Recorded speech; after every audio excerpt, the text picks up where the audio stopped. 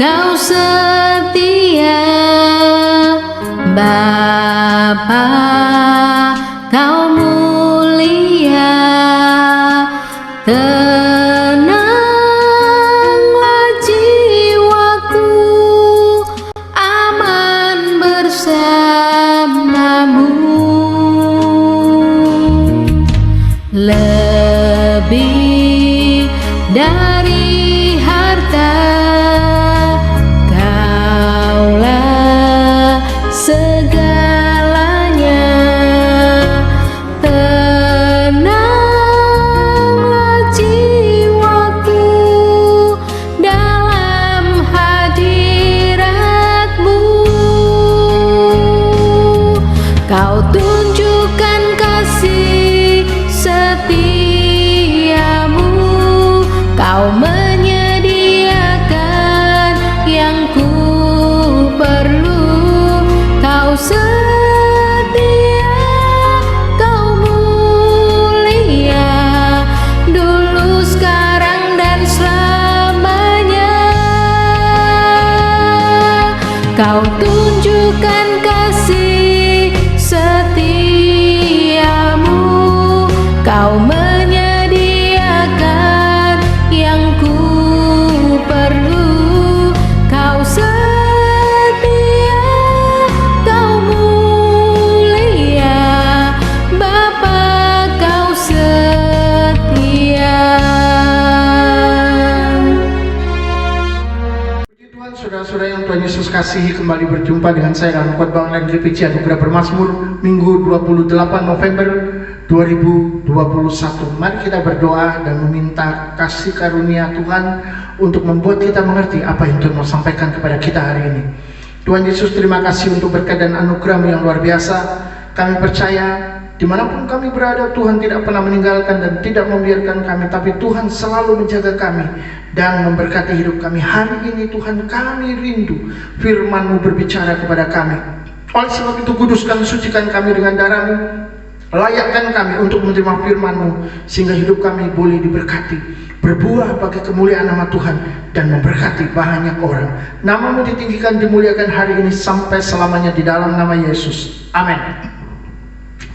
Puji Tuhan, saudara-saudara, berkat dan kasih karunia Tuhan senantiasa memberkati, menyertai, dan mendorong saudara untuk terus bertumbuh di dalam pengenalan akan Dia. Hari ini kita akan mendengar tema firman Tuhan, yakni dibuang tetap disayang. Saudara-saudara, apa yang ada di benak saudara ketika mendengar kata dibuang? Saya yakin pasti ada banyak orang menilai dibuang ini konotasinya negatif, yang bisa berarti tidak berguna. Yang lain mungkin menilai dibuang berarti tidak terpakai lagi, seperti baterai yang habis dibuang karena tidak terpakai lagi. Kertas yang kotor sudah tidak bisa dibuat menulis, buang lagi juga. Atau sampah, dan ini sudah ujungnya, karena kalau kata sampah ya itu pasti sesuatu yang sudah sudah habislah saudara ya. Bagaimana kalau bayi dibuang? Oh, itu artinya tidak diinginkan. Yang jelas kata dibuang tidak membawa keberuntungan di dalam kehidupan ini. Kata dibuang adalah sesuatu yang tidak menyenangkan. Ada seorang kakek berumur 84 tahun memilah-milah sampah yang dibuang warga. Barangkali dia bisa menemukan barang berharga di dalam tumpukan-tumpukan sampah tersebut. Baginya saudara, sampah bukanlah barang yang jelek. Sampah adalah barang yang berharga, seperti emas. Karena sampah itu membuat dia bisa menyambung hidupnya dan menyambung kehidupan keluarganya. Tapi saudara jangan salah menilai, karena kalau saudara tahu siapa yang melakukan ini, saudara tahu kakek ini, saudara mungkin akan sedikit terkejut, karena dia adalah seorang penulis dan dia adalah seorang doktor ilmu politik dan ilmu ekonomi yang fasih beberapa bahasa. Dia memang pernah terbuang, dan mungkin karena itu dia menilah sampah adalah barang yang memiliki nilai tinggi.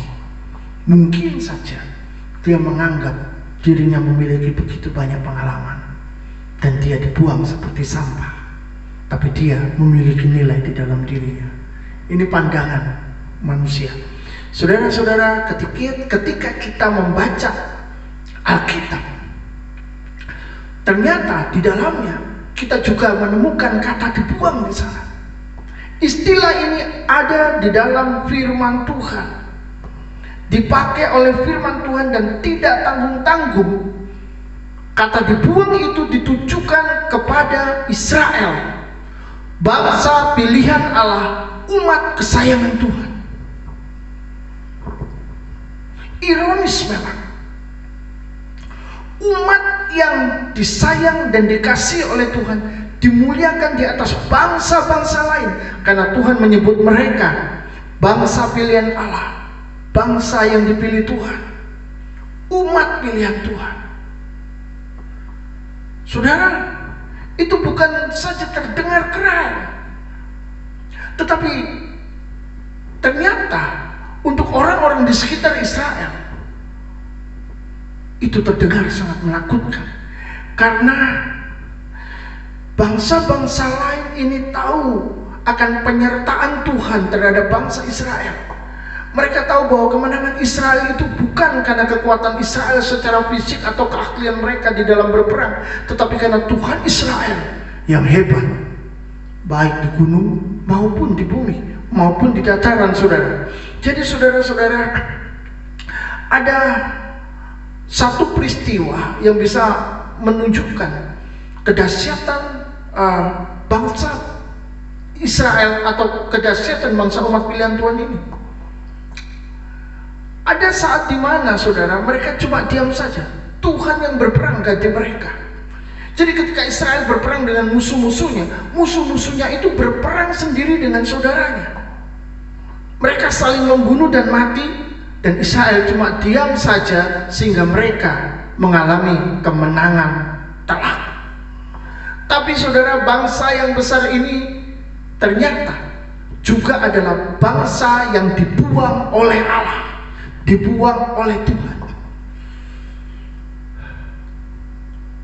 Jika kita aplikasikan di zaman ini, bukan bangsa pilihan Allah, bukan umat pilihan Tuhan, tetapi kita, umat pilihan Tuhan, dibuang oleh Allah. Bagaimana rasanya? Bagaimana ketika saudara mendengar pernyataan seperti itu? Itu sebabnya saudara-saudara dikasihi Tuhan, jangan arogan, jangan menjadi sombong ketika saudara mulai begitu merasa dekat dengan Tuhan, merasa berkenan kepada Tuhan di atas saudara-saudara yang lain, yang mungkin saudara berpikir bahwa mereka saat ini hidupnya benar-benar sangat memuakkan, tidak takut Tuhan, wah hancur hidupnya, nggak karu-karu. Saudara-saudara jangan sombong, tetaplah rendah hati, karena itulah yang dikehendaki oleh Tuhan. Tuhan Yesus sendiri pun berkata, belajarlah daripadaku, karena aku ini lemah lembut dan rendah hati. Berarti saudara, umat pilihan Tuhan harus tetap menunduk dan tidak boleh menaikkan kepalanya ke atas. Tetap rendah hati dan tetap disayang oleh Tuhan. Mari kita lihat di dalam kitab Yesaya pasal 5 ayat 13. Sebab itu umatku harus pergi ke dalam pembuangan oleh sebab mereka tidak mengerti apa-apa. Orang-orang yang mulia akan mati kelaparan dan kalayak ramai akan menderita kehausan. Mari kita perhatikan kata ini, umatku, sebab itu umatku harus pergi ke dalam pembuangan oleh sebab mereka. Titik. Saudara-saudara, kata ini menunjukkan sebuah kesan bahwa Tuhan sendiri tidak menginginkan umatnya atau bangsa pilihannya ini pergi ke dalam pembuangan. Tapi seperti seorang ayah yang harus membiarkan anaknya pergi ke penjara karena kejahatan yang dilakukannya. Di satu sisi sebagai seorang ayah, dia tidak mau anaknya masuk penjara, Tetapi karena kejahatan yang dilakukannya, dia harus membiarkan anaknya pergi ke penjara. Sama dengan Tuhan harus membiarkan bangsa pilihan, umat kesayangannya pergi ke dalam pembuangan. Yang pertama, penyebabnya adalah karena mereka tidak tahu apa-apa. Umat Israel pergi ke pembuangan karena tidak tahu apa-apa. Apa artinya? Ini berarti umat Israel, umat Tuhan, bangsa pilihan Allah, ini tidak memiliki pengetahuan dan pengenalan akan Allah, yang merupakan akar dari dibuangnya umat Tuhan dari hadapannya. Amsal pasal 1 ayat 7, takut akan Tuhan adalah permulaan pengetahuan, tetapi orang bodoh menghina hikmat dan didikan. Saudara, ini miskin pengetahuan. Ketika Tuhan mengutus nabi-nabi memperingatkan umatnya untuk bertobat, mereka tidak mengindahkannya, menganggap hal itu tidak akan berdampak sama sekali. Saudara-saudara, mereka tidak menganggap Tuhan. Saudara bisa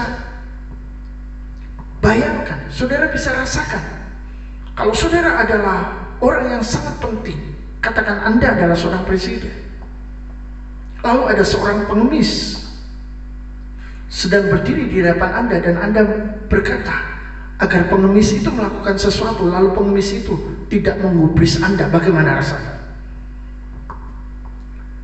Inilah yang sedang dialami oleh Tuhan sendiri, karena umatnya tidak menghormati kewibawaannya sebagai Allahnya.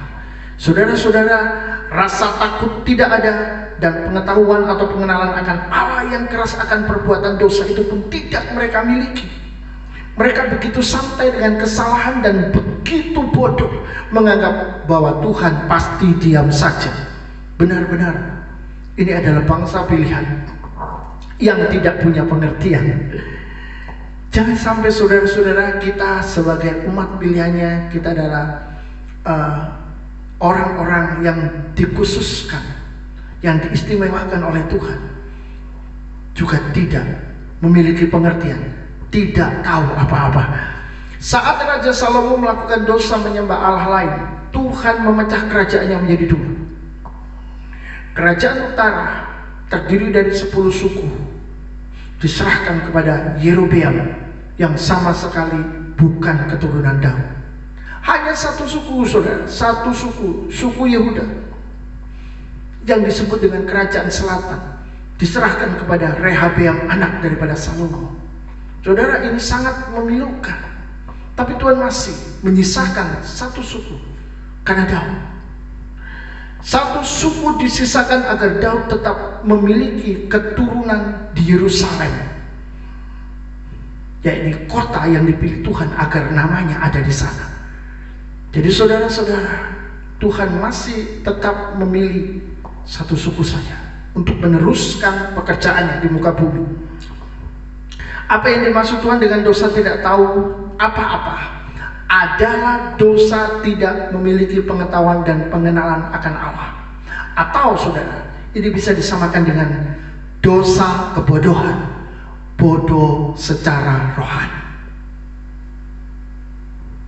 Bukan cerdas secara rohani, tapi bodoh secara rohani itu berarti tidak mengerti apa-apa, tidak tahu apa-apa, tidak mengenal Tuhan, tidak mengerti kehendaknya, tidak memiliki kepekaan terhadap kehadiran Tuhan, tidak tahu apa-apa.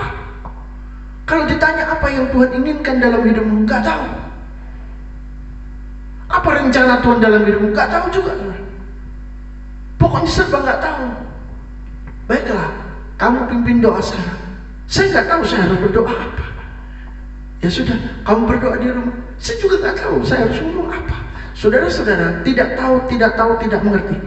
Mari kita lihat 1 Raja-Raja 11 ayat 33. Ini adalah penjelasan yang akan lebih real untuk kita mengerti.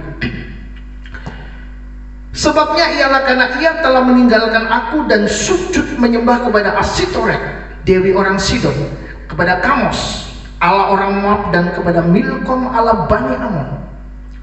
Dan ia tidak hidup menurut jalan yang kutunjukkan dengan melakukan apa yang benar di mataku, dan dengan tetap mengikuti segala ketetapan dan peraturanku seperti Daud ayahnya.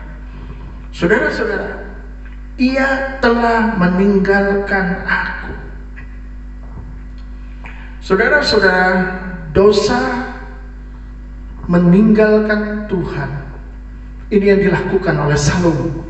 Ini juga yang dilakukan oleh orang-orang Israel, orang-orang yang seharusnya mengenal Allahnya. Dan saudara-saudara,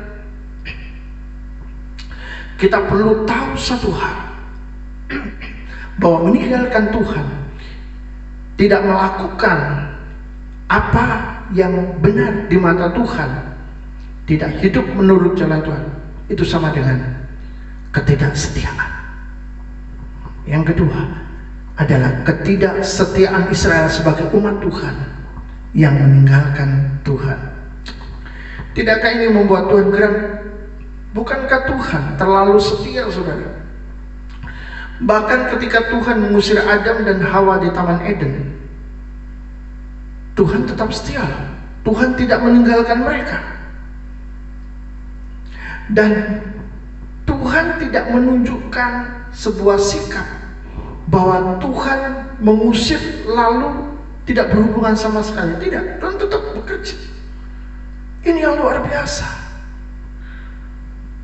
Ketika manusia sadar dirinya telanjang, Tuhan memberi mereka pohon ara, baju dari pohon ara, baju dari kulit binatang, saudara. Mereka pakai pohon ara untuk menutupi. Tuhan berikan baju yang lebih baik, yang hangat. Saudara-saudara, waktu Israel melakukan dosa demi dosa, Tuhan masih menuntun dan mengasihi mereka. Jadi dari zaman Adam sampai zaman Musa, sampai zaman di era perjanjian baru sekarang ini, Tuhan tetap sayang kepada umatnya. Tuhan tetap sayang kepada kita. Walaupun kita tidak setia, Dia tetap setia kepada kita. Timotius 2 ayat 13. Jika kita tidak setia, Dia tetap setia karena Dia tidak dapat menyangkal dirinya. Saudara perhatikan. Itu sebabnya merupakan suatu hal yang wajar jika Tuhan membuang umatnya, karena umatnya begitu sangat keterlaluan. Ketika Adam dan Hawa diusir dari Taman Eden, maka secara fisik mereka berpindah meninggalkan tempat itu ke tempat yang lain. Demikian juga saat Tuhan membuang mereka secara fisik, juga ditunjukkan dengan keluarnya mereka dari Yerusalem, kota pilihan Tuhan, menuju tanah air bangsa lain, yaitu bangsa Babel. Mereka dibuang ke Babel. Dibuang dari mana? Dibuang dari Yerusalem, mereka dibuang ke Babel. Seperti Adam Hawa dibuang, diusir keluar dari Taman Eden. Saudara, Yeremia 29 ayat 10, sebab beginilah firman Tuhan, apabila telah genap 70 tahun bagi Babel, barulah aku memperhatikan kamu. Aku akan menepati janjiku itu kepadamu dengan mengembalikan kamu ke tempat ini, maksudnya Yerusalem. Seperti apakah Babel yang rajanya bernama Nebukadnezar itu? Saudara, Babel adalah kerajaan besar yang berambisi menguasai dunia. Filosofinya adalah menyatukan bangsa-bangsa melalui penghapusan identitas. Jadi bangsa-bangsa dikumpulkan, disatukan sebagai tawanan tentunya. Lalu identitas mereka dihapus. Identitas kebangsaan mereka dihapus, diganti dengan identitas Babel. Mereka mencuci otak atau brainwash kepada tawanan-tawanan baru. Dengan cara apa? Mengasingkan mereka. Itu yang pertama. Membuat mereka lupa asal usul mereka, membuat mereka lupa tanah air mereka, membuat mereka lupa identitas mereka. Ini luar biasa. Yang kedua, mengatur pola hidup para tawanan dengan gaya Babel. Itu berarti Hidup mereka diatur sesuai dengan budaya Babel, sehingga mereka menjadi bangsa Babel. Dan yang ketiga, diindoktrinasi. Saudara-saudara, mereka diperlakukan istimewa, tapi ada maksud tersembunyi, ada maksud terselubung untuk mengubah identitas mereka. Dan Alkitab memberikan kepada kita teladan para tawanan yang patut kita tiru, agar kita bisa tetap hidup sebagai umat Tuhan yang berkenan kepadanya. Yang pertama, tawanan yang memberikan contoh dan teladan yang benar ini adalah Daniel. Kalau saudara membaca kitab Daniel yang pertama, Daniel pasal 1 mulai dari ayat 1, maka kita tahu disitulah Daniel dan teman-temannya dibuang ke Babel. Saudara-saudara, yang jelas Daniel menolak perintah raja untuk makan dan minum sesuai dengan gaya Babel. Ia menolak kesenangan yang ditawarkan raja. Sebaliknya, ia tetap menjaga kekudusan sesuai firman Tuhan dengan sebuah risiko besar karena imannya. Tidak mau makan santapan raja. Daniel pasal 1 ayat 5 dan 8. Dan raja menetapkan bagi mereka pelabur setiap hari dari santapan raja dan dari anggur yang biasa diminumnya. Mereka harus dididik selama 3 tahun dan sesudah itu mereka harus bekerja pada raja. Ayat 8. Daniel berketetapan untuk tidak menajiskan dirinya dengan santapan raja dan dengan anggur yang biasa diminum raja. Dimintanyalah kepada pemimpin pegawai istana itu supaya ia tidak usah menajiskan dirinya. Dengan kata lain, Daniel ini cari mati, saudara. Tapi imannya justru berbuah mujizat. Bagaimana tidak mencari mati? Dia menolak makanan yang diperintahkan oleh raja untuk diberikan kepadanya dan kepada teman-temannya. Menolak perintah raja itu hukumnya mati. Tapi saudara-saudara, mujizat itu terjadi karena meskipun mereka tidak makan makanan raja, baik daging dan anggur yang disediakan yang bisa memabukkan itu, ternyata Daniel dan teman-temannya tetap sehat, tetap gemuk, bahkan lebih gemuk dari orang-orang lain, bangsa-bangsa lain yang ditawan di sana, atau bangsa Israel lain juga yang ditawan oleh Nebukadnezar, oleh Babel. Mereka ternyata lebih kurus. Iman memang berisiko, tapi ada upah jika kita taat melakukannya. Ini luar biasa. Saudara-saudara, keberanian Daniel menginspirasi kita untuk tidak takut kepada kekuatan yang lebih besar daripada kita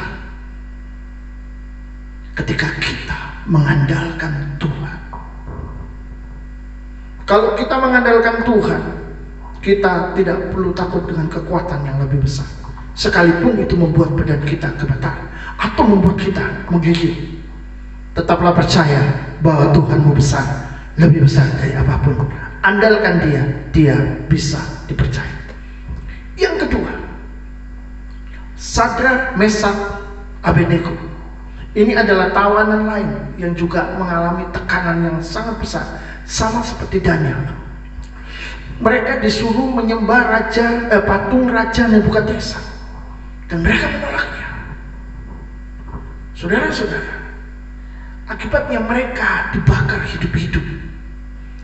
Tetapi iman mereka menghasilkan mujizat sama seperti Daniel. Mereka tidak mati dan Tuhan menyatakan kuasanya. Itu luar biasa. Jika seseorang memiliki pengenalan akan Allah, perlu ditambahkan kepadanya kesetiaan. Jadi kalau saudara merasa adalah orang yang mengenal Tuhan dengan baik, saudara belajar firman-Nya, saudara mengerti firman-Nya, saudara memiliki pengetahuan akan firman Tuhan, tambahkanlah di dalam dirimu kesetiaan. Karena saudara, tanpa kesetiaan, seseorang itu pasti meninggalkan Tuhan. Orang yang meninggalkan Tuhan itu tidak menyembah Tuhan. Mungkin ada yang berkata, oh aku memang meninggalkan Tuhan, tapi aku tidak menyembah yang lain.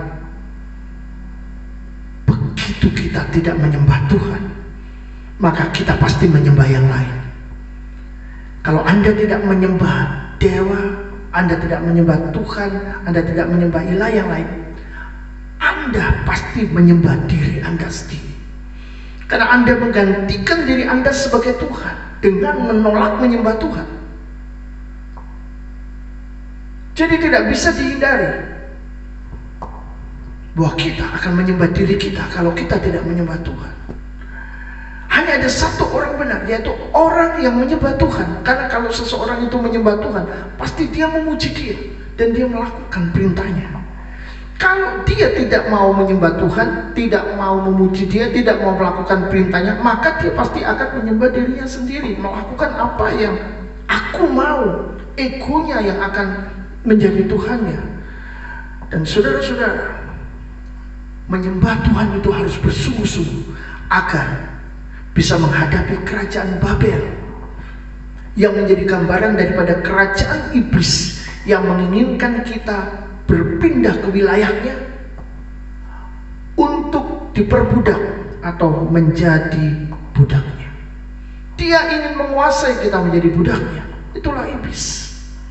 Padahal saudara, Kristus sudah memindahkan kita dari maut menuju hidup, dari maut ke dalam hidup, ke dalam kemerdekaan, bukan perbudakan. Tapi iblis ingin membawa kita ke sana. Jadi jangan biarkan hidup saudara dibuang dan iblis mengambil alih kehidupan Anda.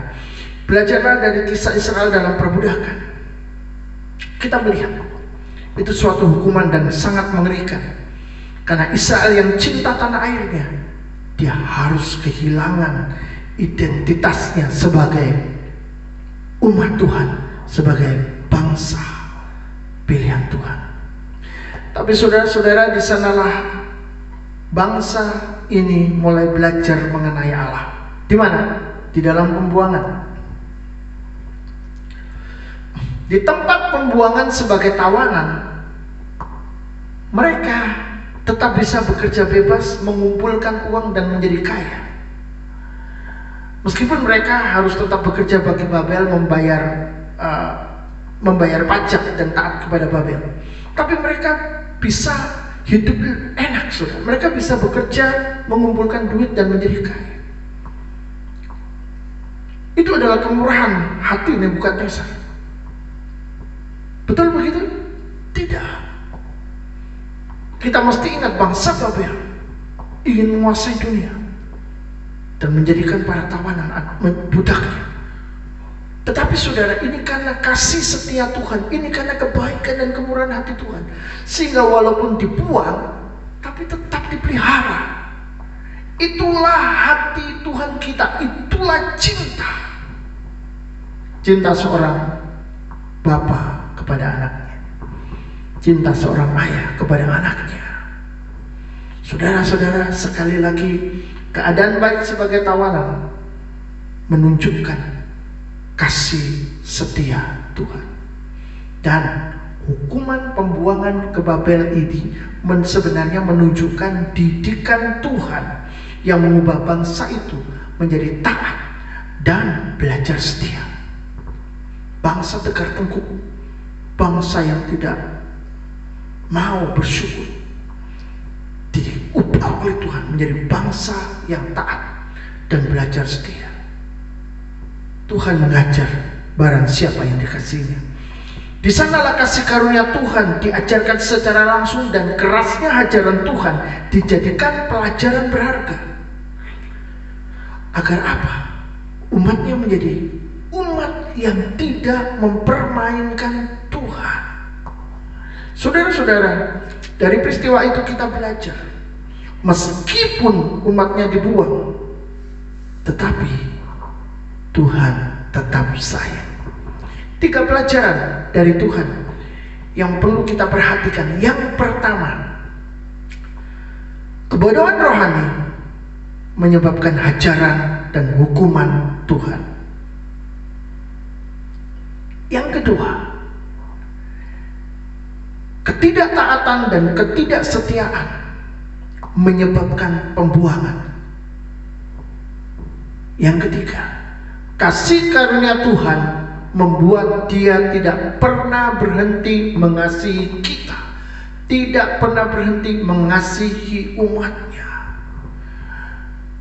Hari ini apakah saudara merasa seperti Israel yang tidak setia dan tidak taat, lalu melakukan kebodohan-kebodohan rohani dengan meninggalkan jalannya, meninggalkan rencananya, tidak tahu kehendaknya, karena hidup sendiri, hidup dengan pilihan menganggap Dia ada. Maaf, hidup dengan pilihan tidak menganggap Dia ada, atau tidak menganggap Dia itu ada, dan itu menjadi pilihan saudara. Hati-hati, karena Tuhan walaupun dianggap tidak ada, Dia tetap ada. Karena Tuhan itu memang benar-benar ada. Atau bahkan Anda telah memutuskan meninggalkan Tuhan, dan sekarang Anda tidak mau berhubungan dengan Tuhan, tidak mau tahu tentang Tuhan. Mungkin Anda ada sakit hati, ada kecewa, ada kepahitan dengan Tuhan, ada perasaan Tuhan kok tidak menolong saya, Tuhan membiarkan saya hidup susah. Jangan-jangan Anda sedang dibuang oleh Tuhan karena kesalahan-kesalahan, karena dosa-dosa di waktu yang sebelumnya. Tapi hari ini Tuhan mau beritahukan bahwa Dia tetap sayang walaupun Dia membuang umatnya, karena Dia punya rencana yang indah di dalam kehidupan umatnya. Ini yang luar biasa. Sekali lagi, mungkin Anda sedang mengalami nasib yang sangat payah dan tidak tahu jalan kembali. Dengar baik-baik, hanya ada satu jalan yang bisa Anda lakukan, yaitu kembalilah kepadanya. Balik, ayo balik sama Tuhan, karena hanya itu jalannya. Tuhan punya kasih karunia. Meskipun membuang seseorang, bahkan suatu bangsa yang besar sekalipun, Dia tetap sayang kepada umatnya. Saudara, lihatlah anak yang hilang, anak bungsu yang menjual seluruh hartanya, yang meminta warisan dari ayahnya yang masih hidup. Kurang ajar bukan? Keterlaluan. Lalu dia pergi merantau, berfoya-foya, uangnya dihabiskan. Maka datanglah hukuman di waktu yang tepat, yang sama dengan ketika dia keluar negeri itu, tempat di mana dia berada, terjadi kelaparan. Dan akhirnya saudara, dia cuma makan ampas babi. Lalu dia teringat, di rumah bapakku jauh lebih baik keadaannya, kondisinya. Aku akan datang kepada Bapak, bukan minta untuk diterima sebagai anak laki. Aku sudah durhaka, aku cuma minta supaya diberikan pekerjaan, karena aku percaya di sana makanan lebih baik. Dan ketika dia berlari menuju rumah bapaknya, dan sampai di sana dia merasa bersalah, berdosa, tidak layak. Tapi sang ayah membuka tangannya lebar-lebar, seakan ayahnya tidak berkata, "Aku benci kamu." Saudara, sang bapa tidak fokus kepada dosa dan kesalahannya, tapi sang bapa fokus kepada dia, fokus kepada anaknya, fokus kepada pribadi anaknya. Bahkan yang lebih luar biasa, bapa memberikan pesta kepada anaknya yang durhaka dan jahat. Itulah hati bapa, itulah kasih bapa. Saudara, Tuhan tidak terpengaruh kepada kejahatan kita, karena Ia lebih besar dari itu. Itu sebabnya Dia turun ke dunia jadi manusia, mati di atas kayu salib untuk menanggung dosa. Tapi Dia fokus kepada kita, fokus kepada umatnya, fokus kepada orang-orang yang dikasihi. Meskipun kita mungkin merasa telah kehilangan Dia, seperti anak yang terhilang merasa bapaknya sudah begitu jauh, dia ada di tempat lain. Tapi sang Bapa terus melihat dia di telapak tangannya, di bayangannya, karena kasihnya kepada anaknya. Dibuang tetap disayang, mengajarkan tentang kasih karunia yang tidak terpenjara oleh kejahatan. Dibuang tetap disayang, mengajar tentang kesabaran hati yang mau menunggu. Dibuang tetap disayang, mengajar akan Allah yang besar yang bisa kita andalkan setiap waktu. Tapi dibuang tetap disayang juga mengajarkan kepada kita akan kekuasaan Tuhan, kekuasaan Allah yang tidak tertandingi oleh siapapun. Oleh sebab itu, Dia berkuasa mengatur bangsa-bangsa. Saudara-saudara yang dikasihi Tuhan, dibuang tetap disayang, mengajarkan kepada kita bahwa Tuhan tidak pernah berubah menjadi Allah yang adalah kasih, meskipun Dia tetap adalah Allah yang tidak akan membiarkan orang bersalah lepas dari hukuman dosa, karena Dia adalah Allah yang adil. Tetapi beritanya hari ini adalah Tuhan sayang umatnya. Meskipun Anda merasa sudah dibuang, dengar baik-baik, karena Tuhan mau katakan satu hal: Aku tetap mengasihi engkau dan menunggumu untuk berbalik pulang. Tuhan memberkati. Kau tunjukkan